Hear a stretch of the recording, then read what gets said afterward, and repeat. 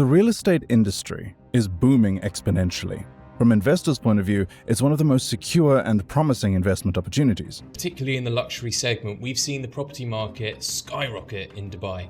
We sell a lot of off-plan investments, and most of developments now do come with a 10-year warranty. Purchasing one property can secure your future. So you buy one property should protect your purchasing power in retirement. But while investors are making millions every day, who is actually paying the price? It's the common people. Everybody needs a home to live in, but new data shows a growing portion of the U.S. is becoming unaffordable for people looking to buy a home. because people are investing millions in real estate as a commodity, it gets harder to buy it as a necessity. And common people aren't the only ones being negatively affected by the real estate industry. National economies around the globe are taking huge hits. If this continues, it could lead to some devastating consequences. This is the story of how the real estate industry is destroying national economies.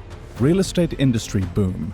Not long ago in history, the majority of land was owned by only a few people, and the others lived and worked on their land, giving them a share of what they earned. By the late 19th century, people started buying land on which they lived, eventually giving birth to the modern real estate industry. Now, at that time, people only started to buy the land that they would live or work on. Real estate investing and portfolios still weren't even a consideration. However, in 1960, the US federal government enacted legislation for investors to generate income from real estate, which led people to buy and sell properties for profit.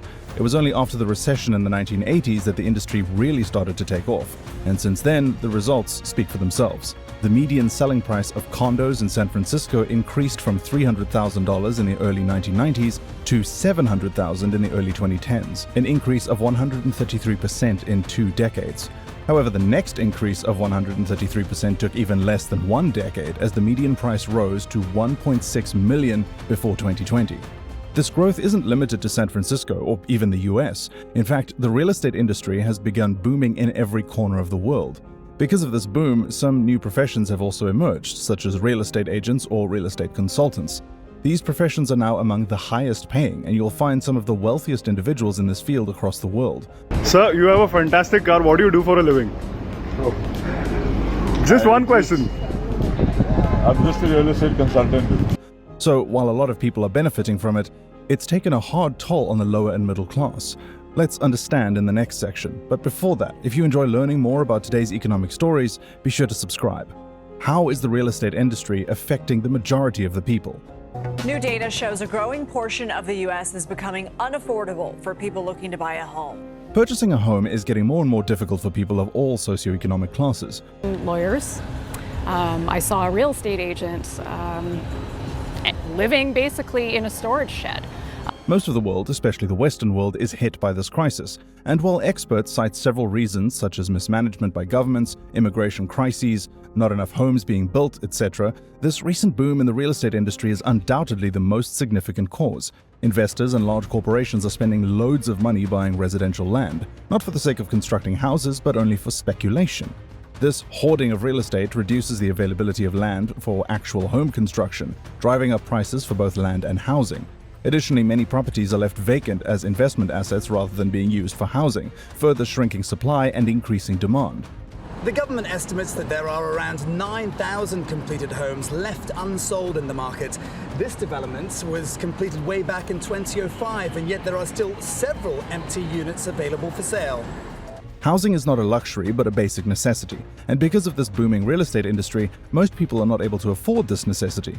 However, a home isn't the only necessity that is becoming unaffordable.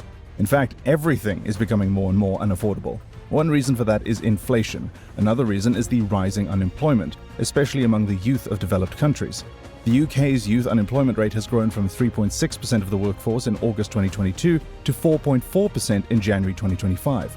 Similarly, the US youth unemployment rate has also grown from 3.6% of the workforce in August 2022 to 4.1% in February of 2025. Now, you might be wondering what that has to do with the real estate industry. Well, when investors buy land and properties, they lock their capital in non-productive assets. That capital could have been used to build industries, businesses, or infrastructure that creates jobs. Instead, the money remains in real estate bubbles, limiting investment in sectors that create jobs, such as manufacturing, technology, and services. So while this industry has created jobs for some realtors, it has also taken jobs from many other skilled and unskilled workers. This has also affected productivity growth, something that affects not just people, but also governments. How is the real estate industry affecting the national economy? In any country or territory, governments own a portion of the total land area. For instance, the Russian government owns 92% of its land. Canada's government controls 89%, and even in the US, which is seen as a figure of capitalism, 27% of the land is owned by the government. Now, you might be wondering, if governments own a major portion of the land and prices for that are going up, doesn't that mean that the government's net assets are also increasing? So why are they unhappy about the real estate industry? The thing is, yes, land prices are rising, but governments do not make most of their money by selling or leasing land. Instead, they rely primarily on tax revenues collected from large industries and businesses. And as we discussed earlier, because capital investment is flowing into real estate and not productive industries, fewer revenue-generating businesses are being established.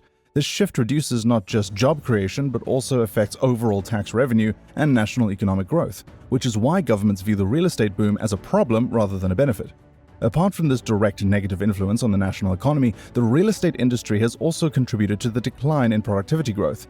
That brings us to the question, what is productivity? Productivity refers to the efficiency with which goods and services are produced. It compares the product or output in any other form with the labor, equipment, money, and other inputs used during the process. Higher productivity means more goods and services are being produced with the same or fewer resources, leading to economic growth, higher wages, and improved living standards. Globally, productivity has remained stagnant with little to no growth during this century. This trend is visible in both developed and developing economies such as the US, UK, France, Germany, Mexico, and Brazil. The stagnation becomes even more evident when we look at the productivity trends of these countries during the latter half of the 20th century, where we could see overall growth. So why is productivity not growing the way it should? Again, something that is locked in real estate. Basic problem has been, if you like, a lack of investment. So we've had very slow growth of investment of capital, which helps our productivity growth. Don't get me wrong, there are many other factors behind all these problems, and the real estate industry is not the only one responsible for all the problems we've discussed. However, it is either directly or indirectly contributing to worsening the situation. Productivity growth would still have slowed down even if capital had been flowing into other financial markets instead of real estate. But could there have been a housing crisis if people hadn't been buying properties solely for speculation? Most likely, no. And let's accept that if somehow governments find a way to make real estate a less attractive investment, most of the capital currently in the real estate industry will go to improve infrastructure and productive industries. But is that possible? Is there a way for governments to make a real estate investment less attractive and fight the evils of this booming industry? Yes, and some countries are finding ways to fight this industry. Let's look into that in the next section. How are nations combating the real estate industry? While most Western countries are struggling to fight the real estate crisis, some nations have figured out how to fight this ongoing problem. Take China, for example. China's government has turned to a new old solution. It wants state-owned enterprises to step in and buy unsold properties, while the primary purpose of doing so is to make housing affordable. This will also ensure that most properties aren't held for speculation, even if the prices are expected to increase at a rapid rate. Such a solution may be effective, but it is not an attractive one for nations like South Korea, which are ideologically capitalist. They may have to find another solution, which South Korea did. By specifically targeting some of the wealthiest districts in Seoul, South Korean Land Ministry has made it mandatory to have prior permit from the local council for any apartment transaction. The council can prohibit apartment transactions unless the buyer intends to make the property their primary place of residence. This kind of solution is going to be very effective as well, but involves an increased role of bureaucracy. For wealthy districts of South Korea, this isn't much of an issue. However, something like this is never going to work in developing countries, the majority of which are also struggling against corruption. So what can they do? Well, let's look at the Philippines. Depending on the area, every Filipino property owner must pay a tax of up to 2% of the property value. But if your property is idle land, you must pay an ad valorem tax of up to 5%. This additional tax ensures that a lesser number of people will purchase property purely for speculation. These countries can be role models for all the nations that are struggling against the real estate industry. We don't know if our country will be able to come out of this real estate crisis, but looking at China, South Korea, and the Philippines, we do know it is possible. But where does your country stand? Let us know in the comments where you're from and how your country is fighting this real estate crisis. Share your thoughts with us in the comment section, and don't forget to hit the like button and subscribe to stay tuned.